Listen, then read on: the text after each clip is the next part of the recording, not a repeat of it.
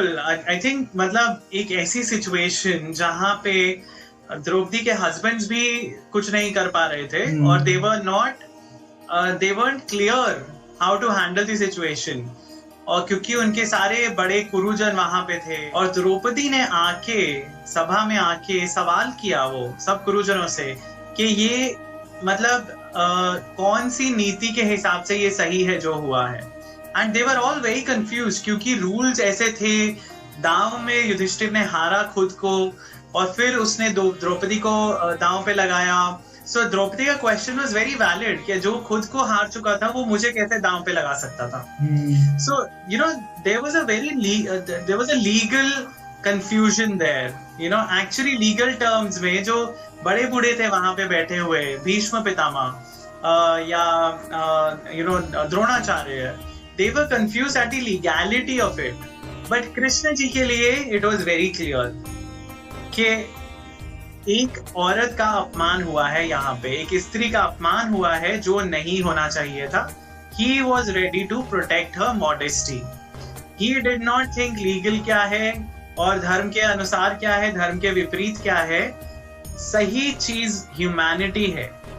एक इंसान के साथ, एक हम स्त्री की भी क्यों बात कर रहे हैं, एक इंसान के साथ अगर गलत हो रहा है हमें वहां पे स्टैंड करना चाहिए, बजाय इसके सोचने के कि ये लीगल है या ये धर्म के विरुद्ध है या धर्म के अनुसार है।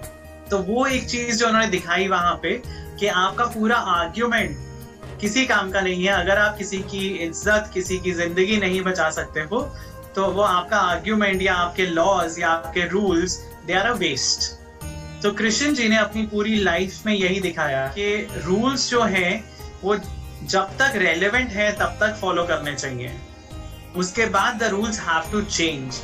Sometimes you have to break the rules and you have to create new rules. So सिर्फ फेमिनिज्म की बात नहीं करें, सिर्फ वील टॉक अबाउट ह्यूमैनिज्म कि इंसान के लिए क्या ज्यादा सही है, बजाय इसके कि हमारी लॉ बुक्स क्या कहती हैं, हमारी रिलीजियस बुक्स क्या कहती हैं, हमारी इंसानियत क्या कहती है, वो ज्यादा इंपॉर्टेंट है। और एक यही इंसिडेंट नहीं, बहुत सारे इंसिडेंट्स हैं उनकी लाइफ के ऐसे जिसमें उन्होंने कोई ऐसी चीजें की जो कोई सोच भी नहीं सकता था करने की। बेसिकली आई थिंक लॉ ये कहता है कि आपको किसकी मदद करनी चाहिए, एंड कृष्णा थिंकिंग का या ह्यूमैनिज्म का है अगर हम, वो ये कहता है कि आपको उस पर्टिकुलर मोमेंट पे किसकी मदद करनी चाहिए। बिल्कुल बिल्कुल। अब जब हमने ये सब चीज़ें देख ली है, इसलिए मेरे को लगा कि अब ये क्वेश्चन सबसे रिलेवेंट होने वाला है एकदम एंड में आके, धर्मा है क्या, व्हाट इज धर्मा? क्या एक्चुअल धर्म है मेरा या किसी का भी? क्या मकसद है, क्या धर्म है इंसान का उसकी लाइफ में? गर्वित बहुत सिंपल है। इसमें पता है हम धर्म और रिलीजन और उस सब कंफ्यूजन में पड़ जाते हैं। धर्म सिर्फ वो है जो आपकी लाइफ के हिसाब से, आपकी प्रेजेंट सिचुएशन के हिसाब से, आप जिस स्टेज पे हो उस स्टेज पे सही चीज क्या है करने की, दैट इज योर धर्म। तो एक टाइम में जब आप पढ़ाई कर रहे हो, आपका ब्रह्मचर्य धर्म चल रहा है, तो उसमें आपका क्या धर्म, बेसिकली धर्म क्या है, नॉलेज गेन करना। जब आप गृहस्थ आश्रम में हो, when you are married, when you are a householder, you are earning, you have a job, आपका धर्म है कमाई करना सही ढंग से, अपनी फैमिली की देखभाल करना, सोसाइटी की देखभाल करना। और हाउस होल्डर से सबसे ज्यादा एक्सपेक्टेशंस होती हैं। 3 ऋण बताए जाते हैं जो एक हाउस होल्डर को पूरे करने होते हैं, जो हम अपनी पूरी लाइफ में एक हाउस होल्डर की सिचुएशन में ही पूरे कर सकते हैं, क्योंकि तब हम कमाई कर रहे हैं, तब हम कमा रहे होते हैं। As a student we are not earning, बाद में रिटायरमेंट के बाद वी आर नॉट अर्निंग। तो ये जो बीच का फेज है, when we are earning, that is the only time when we can do these things. हमें 3 ऋण क्या है? एक ऋण होता है हमारा अपनी कल्चर के लिए, हमारे गुरुओं के लिए, हमारे टीचर्स के लिए, साधुओं के लिए, कि जो उनकी टीचिंग्स हैं हम उनको पढ़ें, हम उनकी नॉलेज को समझें और अपनी अगली जनरेशन को पास ऑन करें। एक वो ऋण होता है towards our culture and our history. Second ऋण जो है हमारा, वो है टुवर्ड्स आवर सोसाइटी, कि हम सोसाइटी को प्रोपोगेट करने में मदद करें। हम हमारे जो बच्चे पैदा हो रहे हैं, पहले तो आप बच्चे पैदा कीजिए, आप संतान पैदा कीजिए और उनको सही शिक्षा दीजिए। ये दूसरा ऋण है। और तीसरा ऋण जो होता है वो होता है भगवान के लिए या देवताओं के लिए, कि जो उन्होंने हमारी ब्लेसिंग्स दी हैं हम उनका थैंक्स करें उनको। और वो हम कैसे कर सकते हैं? रिलीजियस चीजें करके कर सकते हैं। हम मंदिर में दान दे सकते हैं, हम यज्ञ कर सकते हैं, हम चैरिटेबल इंस्टीट्यूशंस को दान दे सकते हैं। तो जो आप अर्न कर रहे हो उसका आई थिंक 1/3 या ऐसा कुछ मेंशन है जो हमें दान में देना चाहिए, जो आपने सही तरीके से अर्न किया है।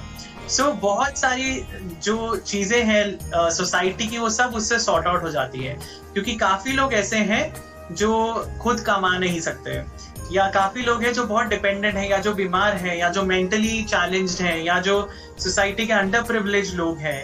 उनकी मदद कैसे होगी? उनकी उस दान से ही मदद हो सकती है। सो हम किस स्टेज में है लाइफ की? रिटायर्ड स्टेज में अगर आप हो तो आपका धर्म ये है कि आपको डिटैच होना है अब चीजों से। हम देखते हैं उल्टा होता है, इंसान की चाहते खत्म ही नहीं होती, कि पहले होता है हम अपने बच्चों को देख लें, बच्चों की पढ़ाई, बच्चों का कॉलेज हो जाए, फिर बच्चों की शादी देख लें, फिर बच्चों के बच्चे पैदा होते देख लें, और तो ये तो एक नेवर एंडिंग साइकिल है। हमारा उस स्टेज में, वानप्रस्थ में, हमारा उस आश्रम में हमारा धर्म ये है कि हम खुद को डिटैच करें फैमिली लाइफ से, हम भगवान के बारे में सोचें। और संन्यास में हमारा एक ही धर्म है, to focus only on achieving moksha. तो आप कौन सी स्टेज में हो लाइफ की, आप कौन से किस सिचुएशन में हो सकता है आप you know circumstances force you to start earning early, you know, आपको एजुकेशन पूरी करने का टाइम नहीं मिले, हर एक को आइडियल सिचुएशन नहीं मिलती है लाइफ में, पर आपको उस सिचुएशन में, आप जिस भी सिचुएशन में हो, आपका क्या धर्म है? अगर आप काम कर रहे हो तो आप मन लगा के वो काम करो। You have to make your life better. Education आप बाद में भी ले सकते हो, अब ऐसी अपॉर्चुनिटीज हैं।